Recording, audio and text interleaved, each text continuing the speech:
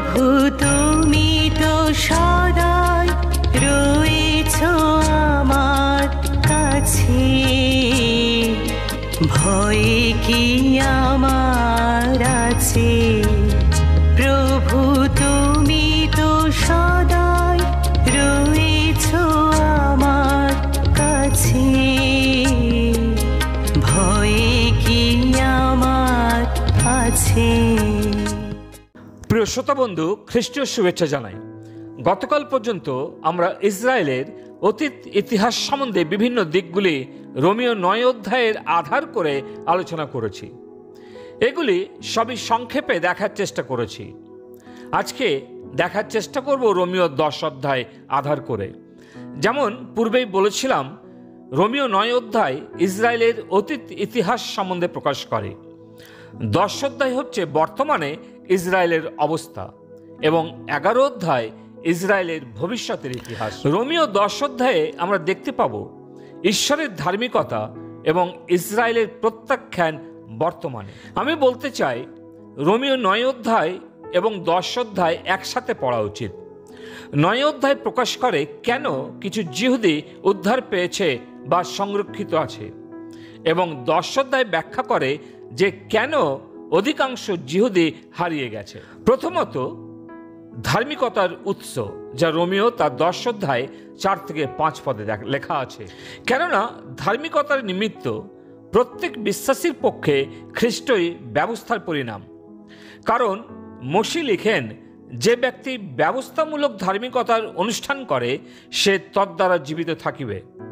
একজন ব্যক্তি বলতে পারে যে ক্রুশের পরে খ্রিস্টই পুরাতন নিয়মের ব্যবস্থাকে বিশ্বাসীদের জন্য সমাপ্ত করেছেন। ঠিক সেইভাবে যেমন বিপ্লবী যুদ্ধের পরে জর্জ ওয়াশিংটন আমেরিকানদের জন্য ব্রিটিশ আইনকে সমাপ্ত করিয়েছিলেন। গালাতীয় 3 অধ্যায় 23 এবং 24 পদ, বিশ্বাস আসিবার পূর্বে আমরা ব্যবস্থার অধীনে রক্ষিত হইতেছিলাম, যে বিশ্বাস পরে প্রকাশিত হইবে তাহার অপেক্ষায় রুদ্ধ ছিলাম। এই প্রকারে ব্যবস্থা খ্রিস্টের কাছে আনিবার জন্য আমাদের পরিচারক দাস হইয়া উঠিল, যেন আমরা বিশ্বাসেতুক ধার্মিক গণিত হই। কেননা খ্রিস্ট বিধিবদ্ধ আজ্ঞাকলাপরূপ ব্যবস্থাকে নিজ মাংসে লুপ্ত করিয়াছেন। যেমন ইফিসীয় 2 অধ্যায় 15 পদ, কলসীয় 2 অধ্যায় 14 পদে বলে, আমাদের প্রতিকূল যে বিধিবদ্ধ হস্তলেখ্য আমাদের বিরুদ্ধ ছিল তা মুছিয়া ফেলিয়াছেন এবং প্রেগ দিয়া ক্রুশে লটকাইয়া দূর করিয়াছেন। ইব্রিয় 7 অধ্যায় 11 থেকে 19 পদ আমাদের কাছে তাই ব্যক্ত করে।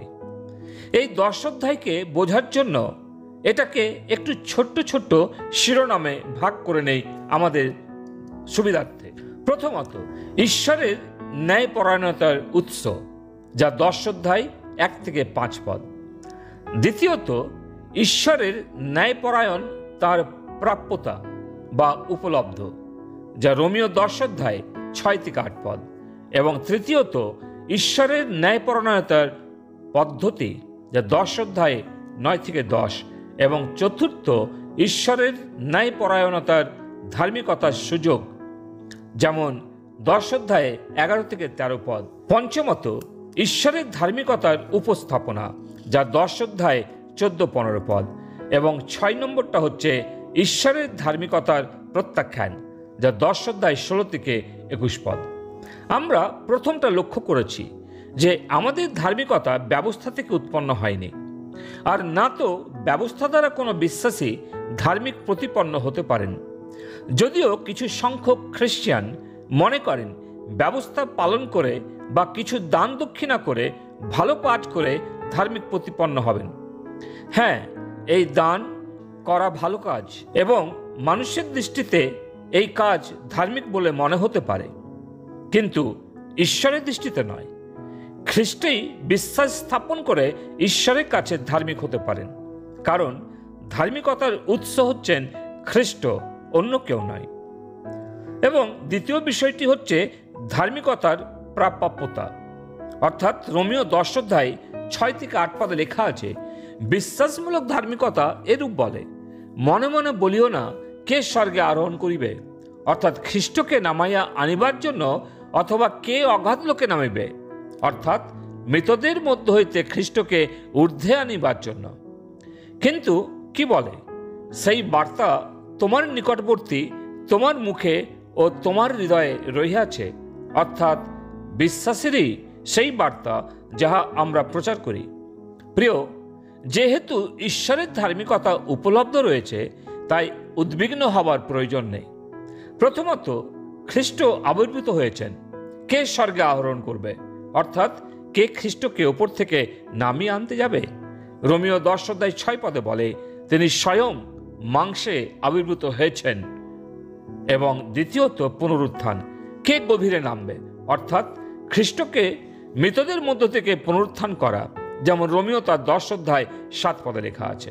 ঈশ্বর যেমন খ্রিস্টকে পৃথিবীতে পাঠিয়েছিলেন, কোনো মানুষের পক্ষে সম্ভব ছিল না তাকে পৃথিবীতে নামিয়ে আনতে পারে, তদ্রূপ ঈশ্বরই একমাত্র খ্রিস্টের পুনরুত্থানের শক্তি, অন্য কেউ নয়। তাই তো পৌল ফিলিপিও 3:10 বলেছেন, যেন আমি তাহাকে, তাহার পুনরুত্থানের পরাক্রম ও তাহার দুঃখভোগের সহভাগিতা জানিতে পারি, এই রূপে তাহার মৃত্যুর সমরূপ হয়ে। প্রভু যিশুর জন্ম, মৃত্যু ও পুনরুত্থানের দ্বারা আজও ঈশ্বরের ধার্মিকতা উপলব্ধ রয়েছে, যেমন জিহুদীদের জন্য ঠিক তেমনি পরজাতীয় অর্থাৎ আমাদের জন্য।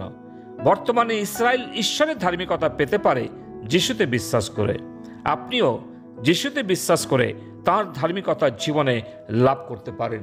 ঈশ্বর তিনি তার বাক্যে আমাদের প্রত্যেককে আশীর্বাদ করুন। পিতা ঈশ্বর, তোমাকে ধন্যবাদ দিই যে প্রভু যিশুতে তুমি আমাদের তোমার ধার্মিকতা বর্তিয়েছ এবং দিয়ে থাকো। প্রভু, আজও অনেকে অপেক্ষা করছেন সেই ধার্মিকতা, তুমি প্রত্যেকের জীবনে সেই অনুগ্রহ দান করো। প্রার্থনা প্রভু যিশু নামে চাই, আমেন। ডাকলে তুমি সাড়া দাও, ডাকলে তুমি সাড়া দাও, ভয় কি আমার আছে?